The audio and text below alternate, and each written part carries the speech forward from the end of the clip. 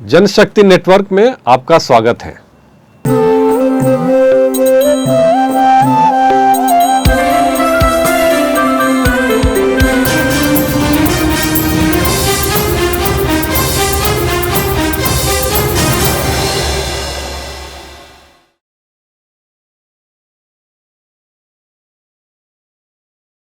मोदी सरकार ने Donald Trump की तारीफ में कोई कसर नहीं छोड़ी। अमेरिका में हाउडी मोदी से लेकर भारत में नमस्ते ट्रंप तक बड़े कार्यक्रम हुए। कुछ कट्टर हिंदुत्ववादी संगठनों ने तो ट्रंप का जन्मदिन भी मनाया और उनकी जीत के लिए पूजा पाठ किया। लेकिन अब ट्रंप ने भारत पर 50% का निर्यात शुल्क टैरिफ लगा दिया है, जो एशिया में सबसे ज़्यादा है। इसका कारण है कि भारत ने रूस से सस्ता तेल खरीदा। अगर यह टैरिफ लागू हुआ तो चमड़ा, कपड़ा, आईटी और कृषि जैसे इंडस्ट्री को भारी नुकसान होगा और लाखों नौकरियां जा सकती हैं। इसके बावजूद 56 इंच का सीना कहने वाले मोदी चुप हैं। क्यों? क्योंकि आरएसएस ने ट्रंप को उनके मुस्लिम विरोधी रवैये के कारण समर्थन दिया था, जो उनके अपने एजेंडे से मेल खाता था। अब मोदी फंस गए हैं। इसी बीच चीन ने इस मुद्दे पर भारत का समर्थन किया। भारत में चीन के राजदूत ने एक्स यानी ट्विटर पर लिखा, अगर आप गुंडे को 1 इंच देंगे तो वह 1 मील ले लेगा। उन्होंने कहा कि अमेरिका अक्सर यूएन और WTO के नियम तोड़ता है और टैरिफ को हथियार की तरह इस्तेमाल करता है, जिससे दुनिया अस्थिर हो जाती है। दक्षिण अमेरिका में ब्राज़ील फिर से वामपंथ की ओर लौट गया है। ट्रंप और मोदी के दोस्त दाहिने पंथ के नेता बोल्सोनारो हार गए और पूर्व मजदूर नेता लूला दा सिल्वा जीत गए। लूला अब अमेरिका की आलोचना कर रहे हैं और चीन रूस से नज़दीकियां बढ़ा रहे हैं। ब्रिक्स बैंक की प्रमुख अब ब्राज़ील की पूर्व राष्ट्रपति दिल्मा रोसेफ हैं। ब्रिक्स पश्चिमी संस्थाओं IMF और वर्ल्ड बैंक का विकल्प है। रूस भी अमेरिकी दबदबे का विरोध कर रहा है। 1990 में अमेरिका ने वादा किया था कि नाटो रूस की सीमाओं की ओर नहीं बढ़ेगा, लेकिन वादा तोड़कर नाटो रूस के दरवाजे तक पहुंच गया। यही आज के यूक्रेन संघर्ष की जड़ है। अफ्रीका में माली, नाइजर और बुर्किना फासो जैसे देश पुराने औपनिवेशिक ताकतों जैसे फ्रांस को निकाल रहे हैं।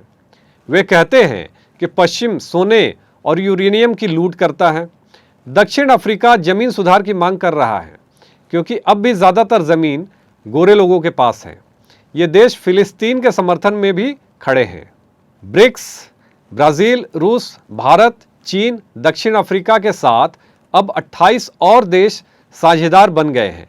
ये मिलकर पश्चिमी देशों के दबदबे को चुनौती दे रहे हैं। आज श्रम और पूंजी, साम्राज्यवादी और समाजवादी देशों के बीच टकराव बढ़ रहा है।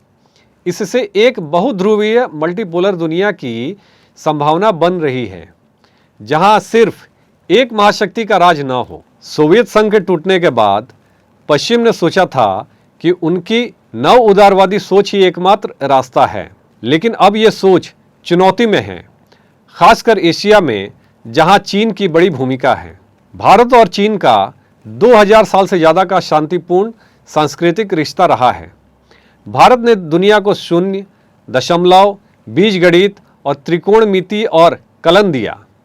चीन ने कागज, बारूद, कंपास, प्रिंटिंग, अबेकस और रेशम दिया। बौद्ध भिक्षु और विद्वान दोनों देशों में जाते रहे और विचार तथा कला का आदान प्रदान करते रहे। दोनों देश यूरोपियन उपनिवेशवाद से पीड़ित रहे। आधुनिक समय में भी उन्होंने एक दूसरे की मदद की। जैसे जापान के खिलाफ युद्ध में सुभाष चंद्र बोस ने डॉक्टर द्वारकानाथ कोटनिस की मेडिकल टीम चीन भेजी। आज भी सीमा विवाद के बावजूद भारत चीन व्यापार बढ़ रहा है। चीन भारत का सबसे बड़ा व्यापारिक साझेदार है। चीनी कंपनियां भारत में मोबाइल फैक्ट्री से लेकर सुरंग और मूर्तियां बनाने तक में जुड़ी हैं। लेकिन राजनीति में तस्वीर अलग है। आरएसएस चीनी सामान के बहिष्कार की बात करता है, जबकि मोदी सरकार ने चीन के साथ कारोबार जारी रखती है। मोदी 14 बार चीन जा चुके हैं और आरएसएस नेता भी वहां जाते हैं। पश्चिम चाहता है कि भारत और चीन दूर रहें। Quad, America, Japan, Australia, Bharat के जरिए वे चीन को घेरना और ब्रिक्स को कमज़ोर करना चाहते हैं। मोदी सरकार जो पश्चिम के करीब है, इस रणनीति का हिस्सा है।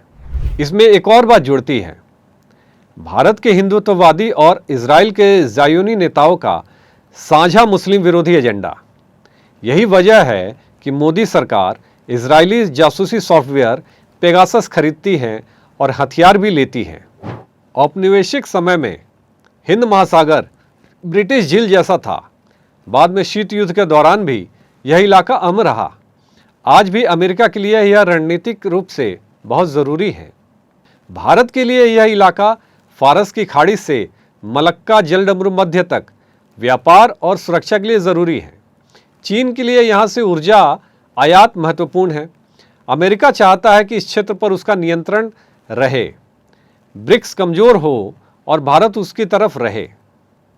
इतिहास बताता है कि भारत और चीन यूरोप के ताकतवर होने से पहले ही आपस में व्यापार और विचारों का आदान प्रदान करते थे।